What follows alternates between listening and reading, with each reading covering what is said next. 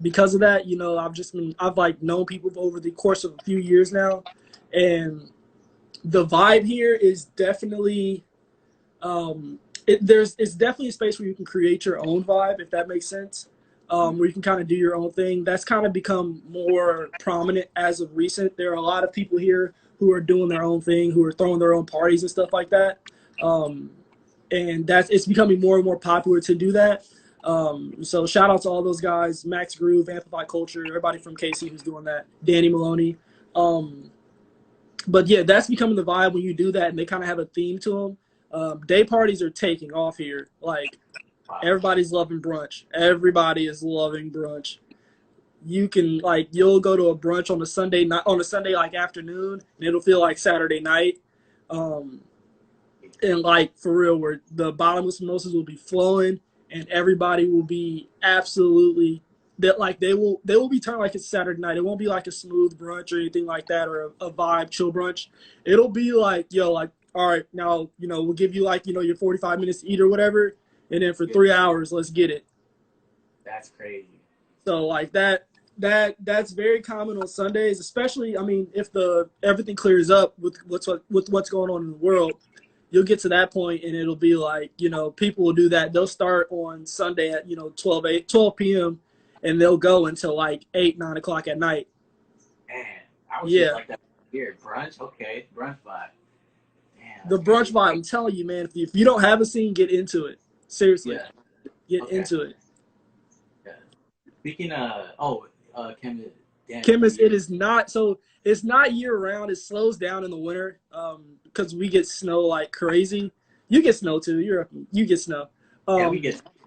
Yeah, we get snow like crazy. So it's not year round. It really picks up during like the summer, the spring and summer, of course, and kind of the fall. But the benefit to when the winter comes is that football season, the Kansas City Chiefs, which are absolutely huge in KC, of course. If you do like a Sunday brunch with like a Chiefs game going on, it'll look like a summer. Like I've seen it where, you know, it's super cold outside, but because the Chiefs are playing that day or whatever, they're like, all right, watch party here, brunch, all that stuff, DJ party, and, you know, they'll have a couple hundred people there. Yeah. So that's kind of like our benefit. Speaking of making your own party and stuff, the goodies, bro. Yeah. How's that? Goodies is fire. Hey, yo, shout out EV who just hopped in the chat. I see you, EV. But goodies, no, yeah, goodies was kind of an idea that I had for a very long time because I just wanted to do my own party and I thought it'd be really cool.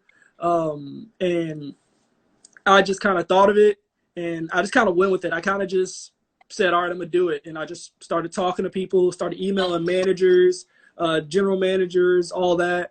And I finally found a location that worked for me, Soul Cantina. So every second Saturday, we do goodies. So it's a throwback party, 90s and 2000s. I bring in guest DJs. I'm bringing in guest DJs. I had a lot of guest DJs that were lined up for the summer.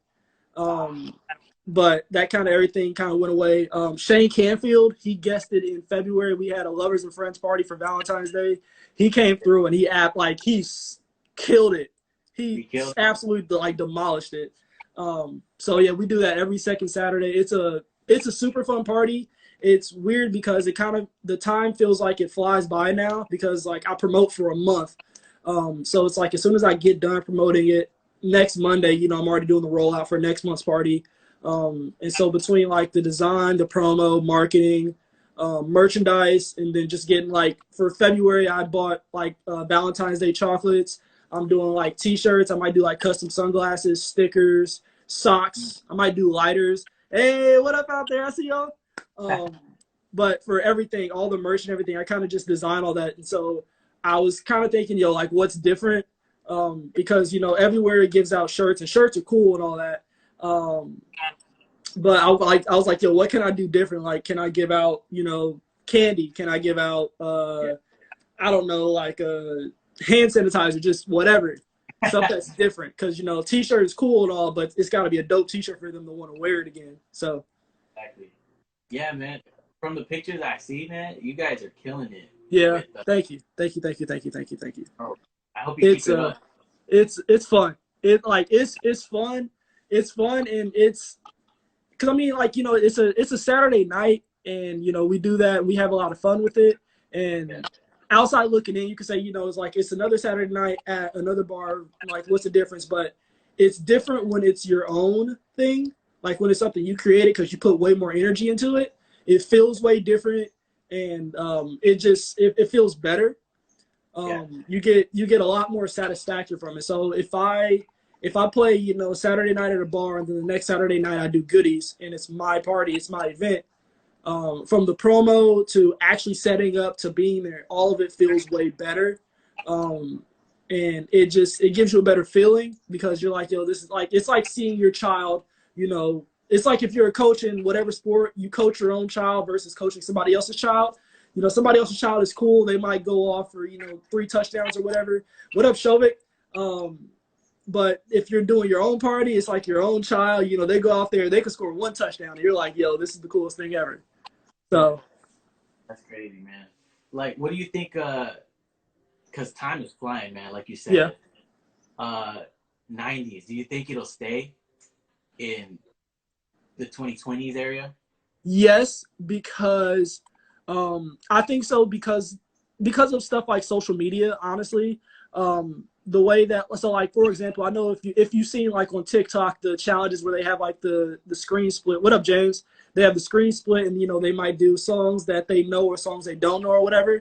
A lot of those are older songs, and so these are people that were born 15 years ago, and they're like, they're still jamming out to this song from '91. And so with social media becoming bigger with TikTok, Instagram, Twitter, all that, they're going to continue to have these songs in whatever fashion, whether it be for a funny video or like songs that you don't know or whatever, challenges, all that stuff. That'll keep the songs going because they're already great songs. So like if you hear it once, then you're going to know it. Like if you like, you're not gonna forget Montel Jordan. This is how we do it. You're just not gonna forget that one. You're not gonna forget Return of the Mac, whatever. And so because of that, it's like the new. It's going to be a thing, and so it's going to become hip or cool. You're right. 2000s is the new 80s party. It's going to become like trendy or hip to know these songs that are 20 years old, 30 years old, whatever. Right, So right. I hope so, man. We got to keep it alive too. Like, I love the yeah. 90s. And if there are certain songs that are just like songs that are just classics, like absolute bangers, just classics. Like, and you can even go back. So like you can go back to like 80s and 70s stuff where you're like, this song is just a flat out just a classic.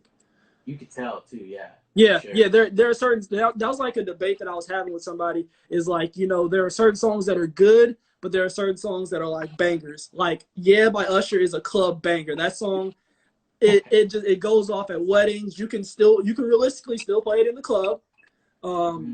That's a banger. There are good songs, and then there are absolute bangers. What up, Bangerang? Yeah. But yeah, there are good songs and there are absolute bangers, and then there are a lot of songs from the '90s that are absolute bangers. A lot of songs from the early 2000s that are absolute bangers. Yeah. So You have a routine that you do almost every gig that gets the crowd like hyped as fuck. So yeah. So in Kansas City, one thing with Kansas City is that Kansas City loves Mac Dre. They act like they love Mac Dre. He died in Kansas City. He's from the Bay, but he died in Kansas City, and so they absolutely love Mac Dre out here. And so if you do anything with Thizzle Dance, Get Stupid, and what is the other one? I can't remember the other one. Wow, I haven't. Yeah, James, they do. I can't. What is it? It's Get Stupid, Mac Dre, or Get Stupid, Thizzle Dance, and I can now remember the other one right now. Wow, I have not DJ'd out in a long time. But any type of flip you can do with Mac Dre or any type of wordplay, it like the club it sets on fire. It's a completely different energy. Everything changes. Shout out Shadow Man. But everything absolutely changes, and it's weird. Because I didn't get it at first, but when I found out about it and I said, okay, they really do like Mac Dre. Any type of flip you do with that. But if I had like a specific routine, blow the whistle, anything to blow the whistle. same thing. They love blow the whistle in particular. But I can't think of any routines in particular. Maybe it's because I haven't DJed in the club for a very long time, which is terrible. Feels horrible to say. Oh, I know, right? I feel Yeah, so right. But do you? So is KC like the second Bay Area? Would you say? kind of. Honestly, kind of.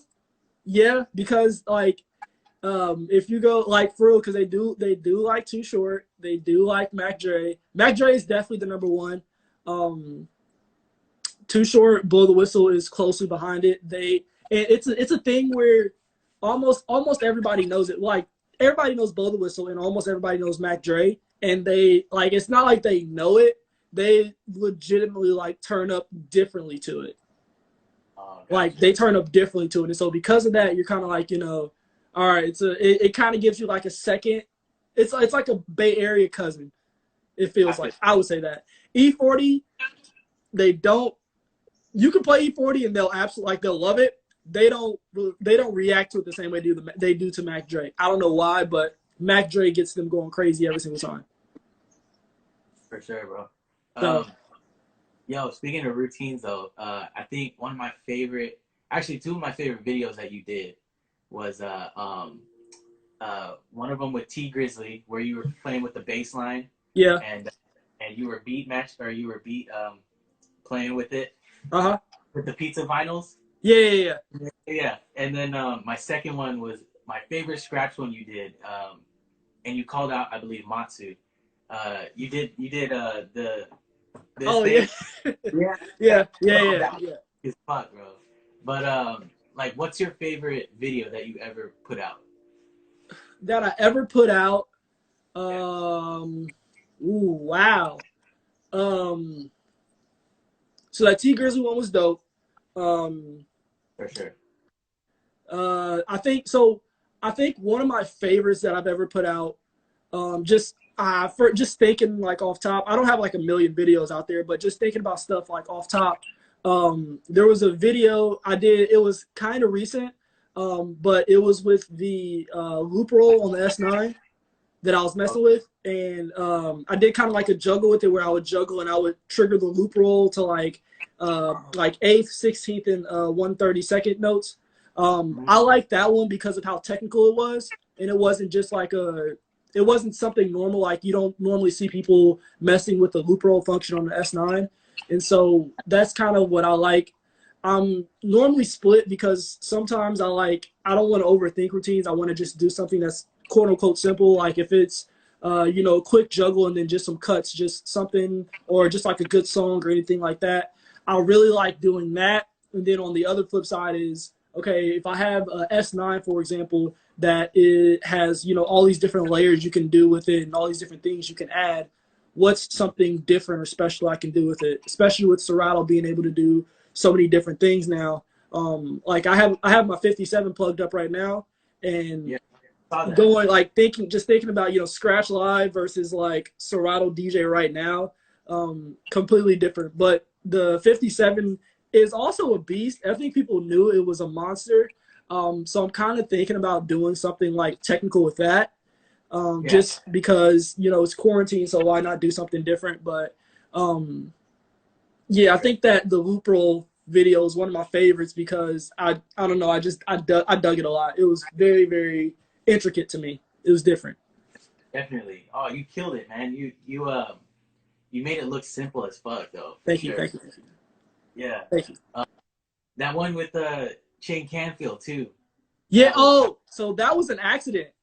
That was a oh for complete accident. So Shane came to visit in Kansas City. He just stayed at my place for a weekend. what's up, And Jordan? we were actually about to go. What up, Jordan? We were actually about to go play a college party, and we didn't have to play. We didn't have to get there until super late, like midnight maybe. Um, and so we were just kind of like messing around, playing music, and we were just going song for song.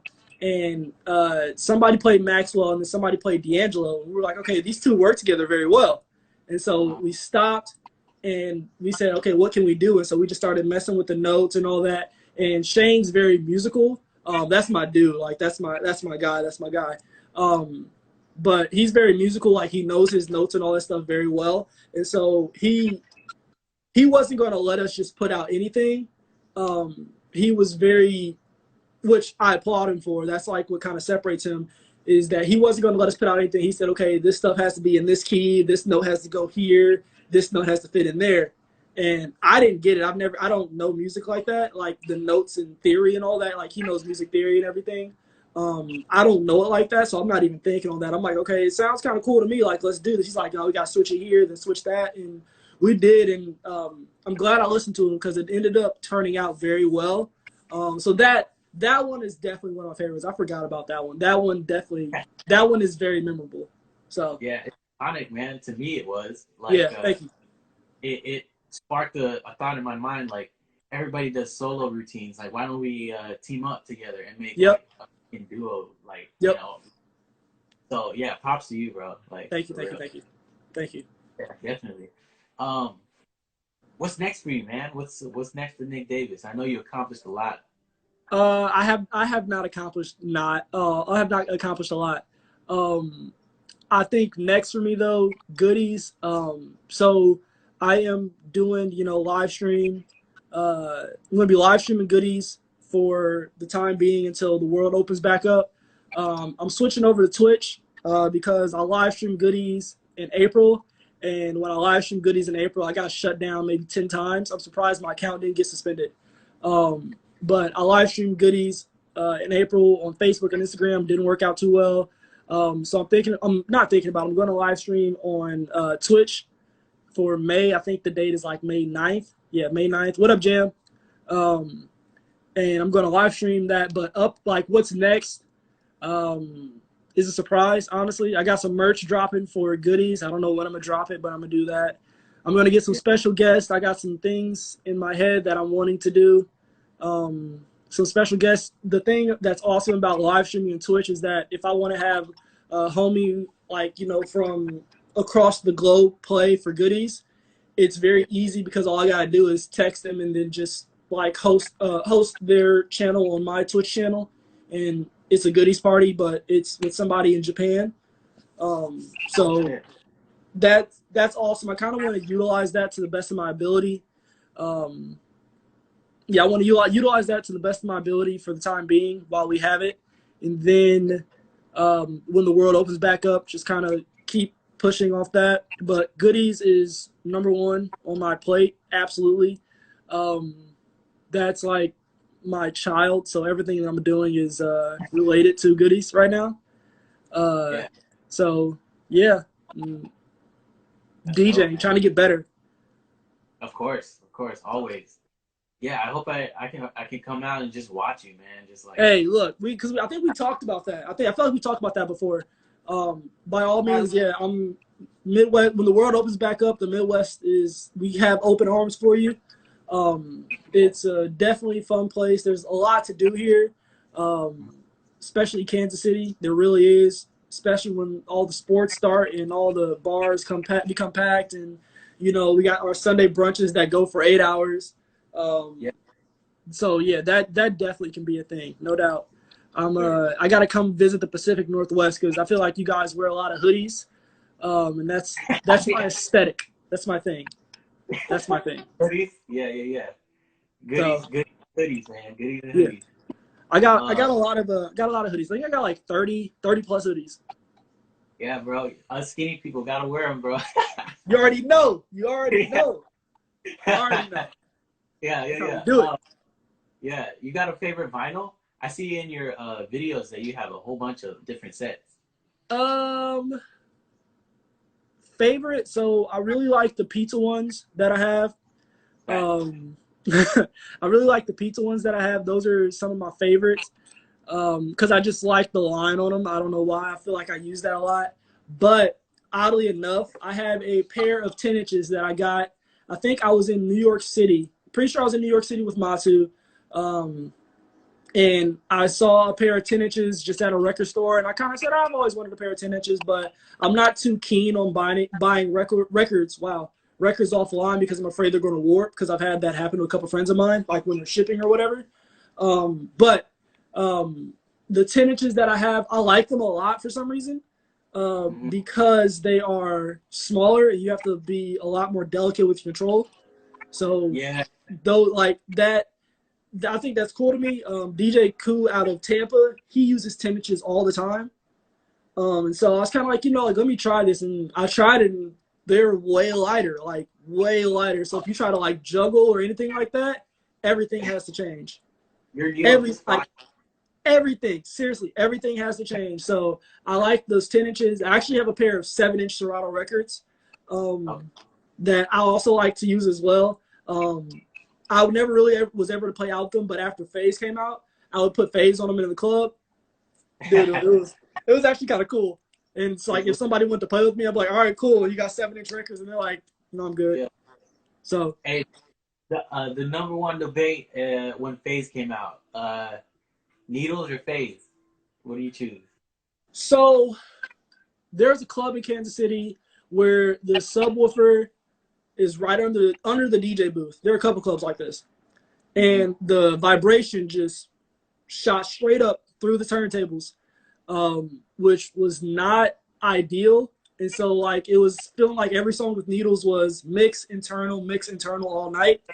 So when I was able to get Phase, I kind of just like impulsively bought it. I played it because I was a little shaky on it, and then I played on my friend's setup that had Phase, and I said, all right, this is the real deal. I'm down with it. And so I bought it. But Phase is absolutely awesome. I'm a big fan of it.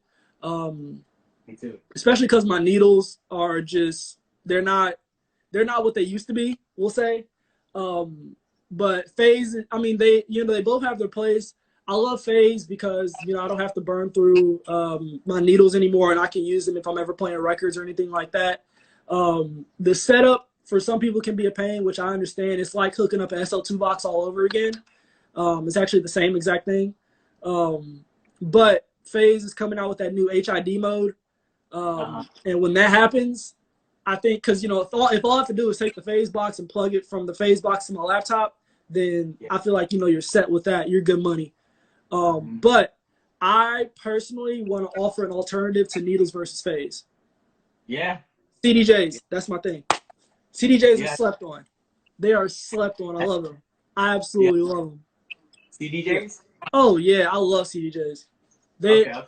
They're awesome. I think they allow you, once you get comfortable with them, it's a different beast, and you can do a lot of things that you can't do with turntables. But of course, there are things you can do with turntables that you can't do with CDJs, so it's kind of back and forth.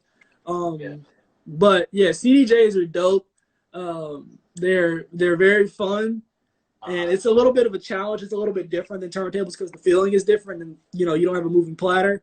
But they're cool regardless. Like they're the bomb. Yeah, so. Shout out to Mike B though. That's my guy. We always have this conversation because I bring Phase. We rock 2 times. So he brings his needles and I bring my Phase. That's probably a pain. Yeah. He said CDJs versus Phase. Yeah, I can see that.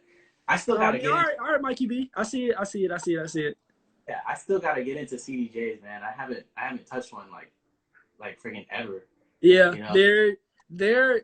Yeah, I mean the cool thing about them that I like is if you're ever playing on like a really big stage, then CDJs are going to be a little more ideal. I can see that. But Phase kind of even that playing field because you can play on like a festival stage, use Phase. That's something you can't really do with needles. So Mikey B, you're very right. Needles are awesome. Phase does have some technology glitches. I will say that. I'll admit the truth. Yeah. I've had a couple of them before. I know DJs who have had a couple Phase glitches like in really dire situations, like serious situations. Yeah. I know a couple, but it's growing. It's technology. It's growing. When Serato first came out, like I remember when Serato DJ first came out, I didn't touch Serato DJ for years because I just didn't trust it. I said, I'm gonna stick to Scratch Live because it's sturdy, it's reliable. And then Serato DJ, they came through some updates, they found some bugs, they fixed some bugs. So the same thing is going to continue to happen with all technology, Phase included. But on the flip side of that, if needles are your bag, by all means, please do. like get in there and absolutely murder it, because needles are fun. Sometimes it just feels better to, you know, have to know, oh, I got to move my needle back out to the end of my record or anything like that. It feels a little bit different, feels a little bit better. You play on phase for like starting over after being on needles for a long time, and you just kind of forget like, oh, I ain't got to move my needle. I'm straight. It's cool. It's cool. Yeah. It's a different feeling for all of them, for sure. It is. It really is.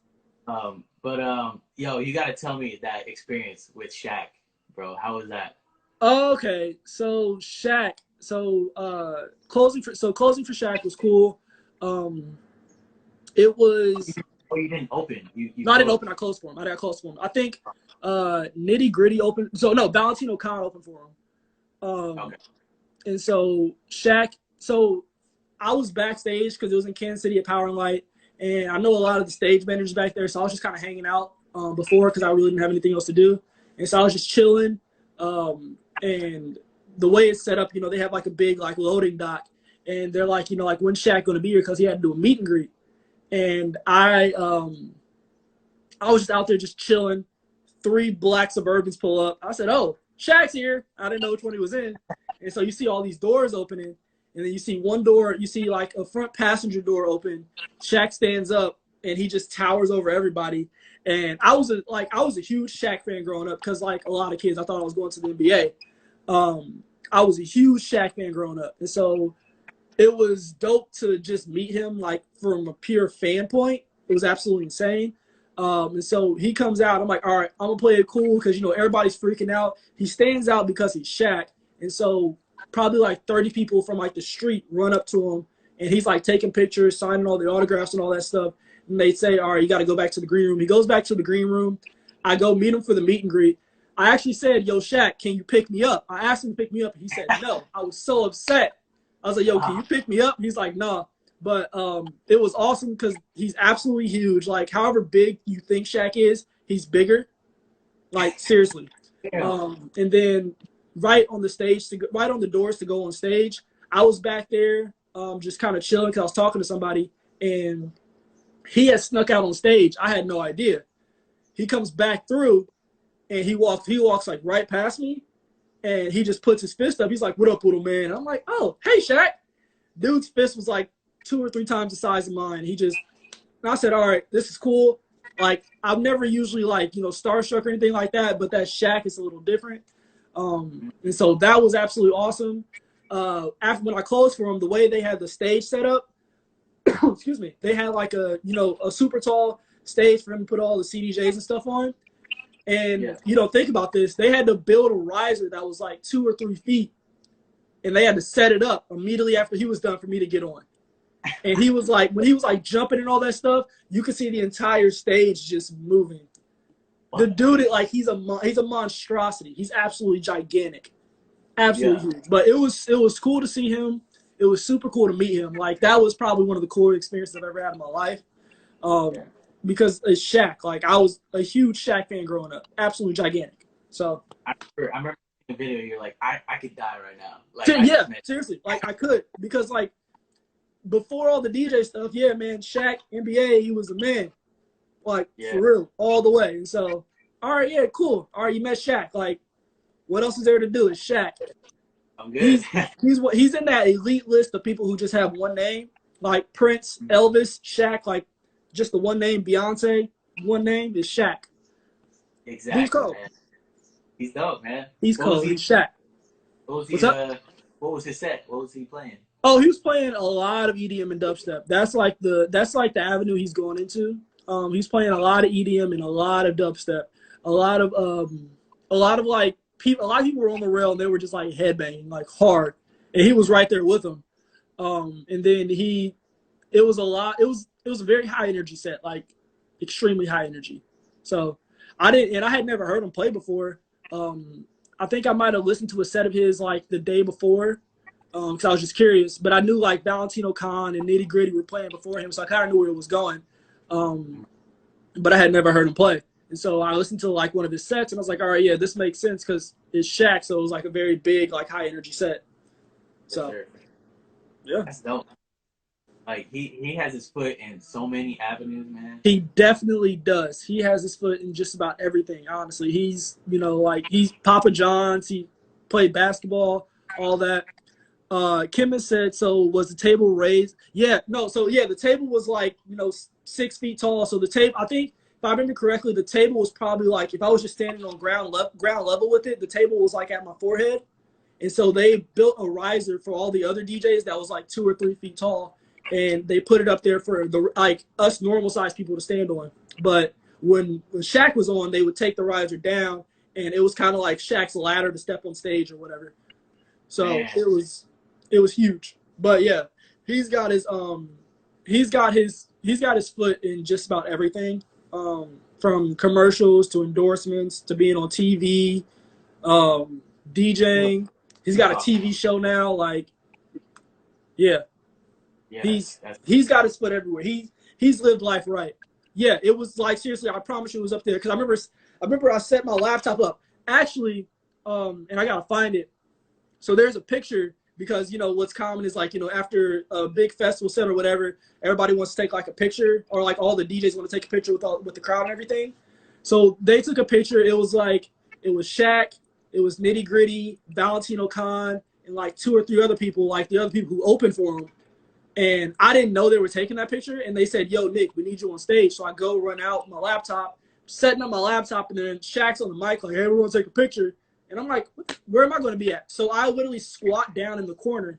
So there's a picture out there. I got to find it. There's a picture of me. So it's like Shaq, Valentino Khan, Nitty Gritty, Bayati, I think. And I'm just in the corner, just squatting down, looking up at the camera like this, like out in the corner of the shot. And it's like them and then like 3,000 people behind them. And I'm like, all right, cool. I had no idea. So that was like, I remember one of the stage managers sent that picture to me. And they said, "Yo, yeah, you're in this picture like in the bottom corner." So that was cool. Shout out to Shaq for that one. Yeah. Damn. That's an experience. That's crazy. It was. But yeah, man. What do you have top 5 DJs that you look up to? That I look up to, yes. I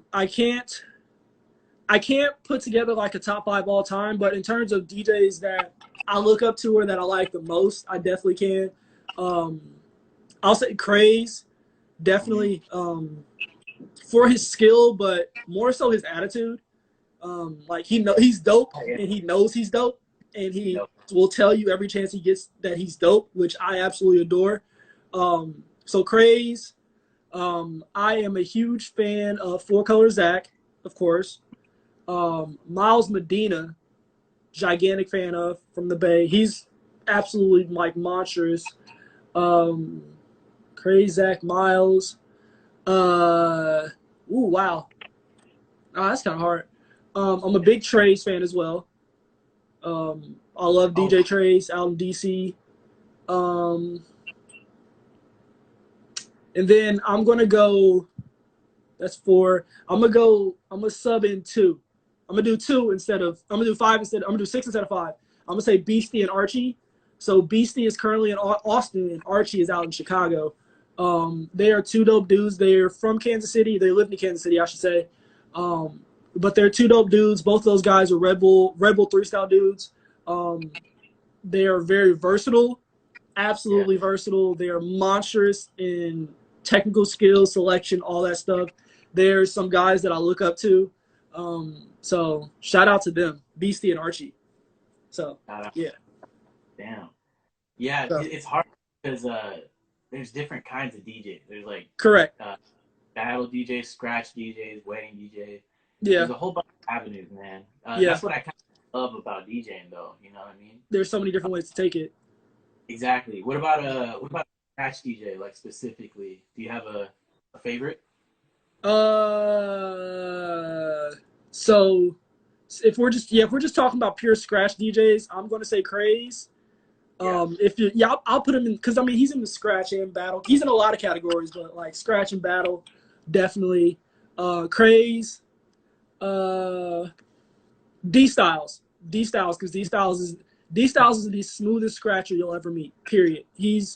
If like smooth jazz could be put into like a scratch category, it would be D Styles, without a doubt. Yeah. Like he's smooth. He's insanely smooth. I saw him live at NAMM, and he's just smooth. So for sure. He's in it. James says, what about a party rocker? Who's your favorite party rocker? Favorite party rocker? All time or That's hard. That's a hard one. Yeah, I think favorite party rocker. I'm gonna say Trey's. Trey's? Yeah, I'll say Trey's. I'll definitely say Trey's. He's a party rocker. He's one of the first, if not the first, like national or like bigger DJ that I've ever met or seen. I met and saw him. I think I was 18 or 19 maybe, and I was in Kansas City. And it was a DJ's birthday, and they had Trey's in for a Sunday night party, and they snuck me into the club to see him play. And I remember I wasn't drinking or anything like that. I was just standing there, and I remember he was in VIP before his set started. He was at a table, and I was just sitting down, and he came and sat down next to me because he was just like, chilling. And I'm like, just texting. I just happened to look over, and Trey's sitting next to me. And I'm like, all right, cool. This is Trey's. He's a three-style USA champ at this point. And so I said something to him because I had met him earlier at like a meet and greet or whatever, like a link up. And I was just chilling there. He got up, got on stage, absolutely destroyed his set. And I just stood there and watched him for like an hour and a half. James, top 5 DJs, no order, Craze, Four Color Zach, Miles Medina, Trey's. I couldn't pick 5. I picked 6 total, so I did Beastie and Archie. Beastie is from Austin. Archie is from Chicago, both Kansas City guys. So shout out to them. Yeah. So. Yeah, man. You got a favorite scratch that you like to do? So favorite scratch that I like to do, I'm getting the hang of chirp flares, like recently. And so I need to practice them a little bit more, of course. But chirp flares are one of my favorites just to do right now. Because they're just fun. I don't know, they're just fun. Because it's simple, but it sounds kind of like complicated. Like it looks complicated. It looks complicated, but it's pretty. Yeah, it's just a chirp and then like a one-click flare. But like if you do it repeatedly, it's absolute money. It's money. Yeah. You ever think about battling ever? Oh yeah, definitely. Definitely think about battling. I love battling. Battling is kind of how I got into DJing. I want to do it more. I want to, I of course look at stuff like, 3-Style, Goldie Awards, all that stuff, whatever battles might be locally or regionally. I love all those. I think I was at a point to where I had so much stuff going on. I wasn't able to like put as much focus on it as I wanted to. But I kind of had to like, like recenter myself and say, hey, this is what I really want to do. I kind of like reprioritize and make just as much time for battling as, playing out in the clubs or working or anything like that. So yeah, battling is where I started. It's what I want to kind of get back more to. I like the culture around it. I like being able to say like, yo, I'm better than you, period. Here's my example for that. That's why I like it, honestly. So. Yeah, that's good, man. Man. I hope to share the stage with you one day. Maybe like battling or some shit. I'm a nice dude. I'm a very, very nice dude. If it's a battle though, I will be very disrespectful. Just period. Like honestly, I'll be very disrespectful. If it's a battle, it's a different story. Mike Cool is one of my homies, and James knows about this. I battled in San Francisco against James, Mike Cool, Bite Size, a bunch of other people. Mike Cool is a super, super close friend of mine. Shout out to Mike Cool from the Bay. But when I battled him, the very first thing I did was diss him, like right out the gate. It wasn't no, hey, what's going on? It was like, yo, Mike Cool's done this before and he can't do it. Like, it's right out the gate. Like, that's what I've always thought it was supposed to be. So, like, if we're battling, I'm not gonna, hit you with a little soft, like, I'm a jab to knock you out. Seriously, I'm a jab to knock you out. That's the whole point. So that's supposed to be. Yeah. Well, yeah, that's what it's supposed to be. That's why I love battling. Yeah. Who won that one? Bite Size ended up taking that one. It was a no request battle out in San Francisco. Bite Size took that one. I think that was the second battle. James is right. I turned around because I remember there was a big camera on the big projector screen. I turned around and I pointed at Mike and I was like, yo, like, you can't do this, G. This is not your battle. But Bite Size took that one. Shout out to Bite Size. That was a fun one. That was a fun one. I didn't know you were there. That's crazy. No request. Yep. I remember I came like ready to kill him. Mike was like, I think Mike might have been the only returner. And so he was kind of like, like everybody knew who Mike was. He was in it last time, and I think last time he got second place.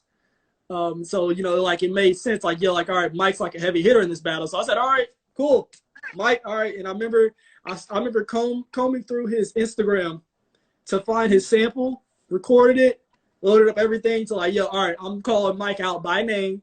This is how it's gonna happen. This is exactly how it's gonna happen. I don't play. Like, I'm cool with a lot of homies. I got a lot of friends. But I told them, like, if I battle you, it's a different story. We can be cool before and after, but for those 5, 6, however long minutes, I don't mess with you.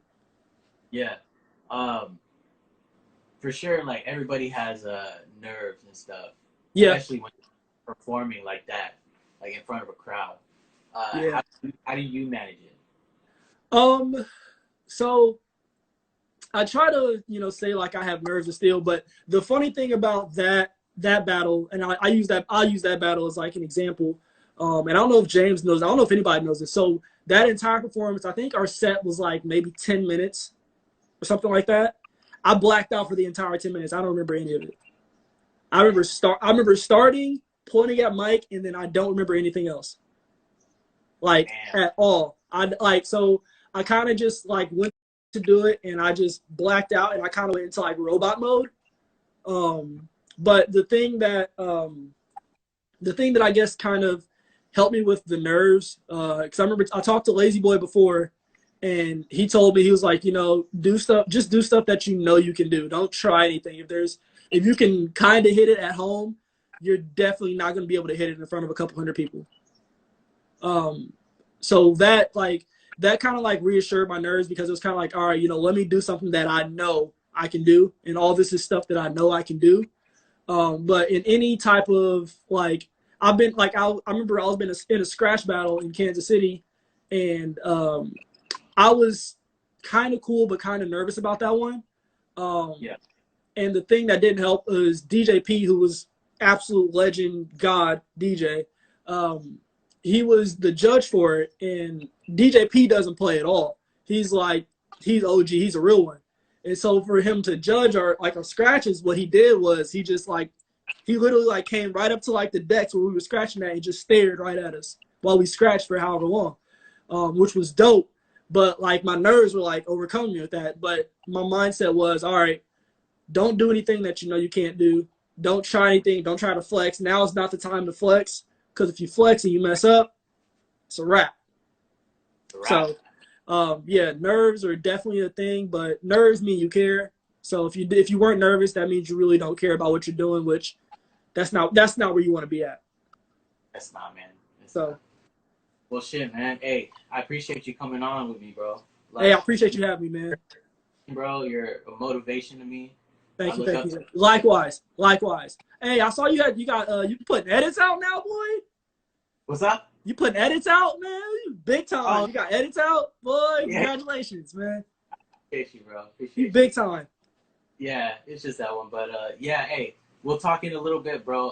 Instagram's about to kick me out, so by all means, man. Hey, everybody, follow Nick Davis. He got a Twitch out too. Yep. Everything at DJ Nick Davis. There you go, bro. So, hey, I appreciate you guys for coming on. Thank you, Nick Davis. Much love, bro. I'll see you later. All right. Peace. Yo.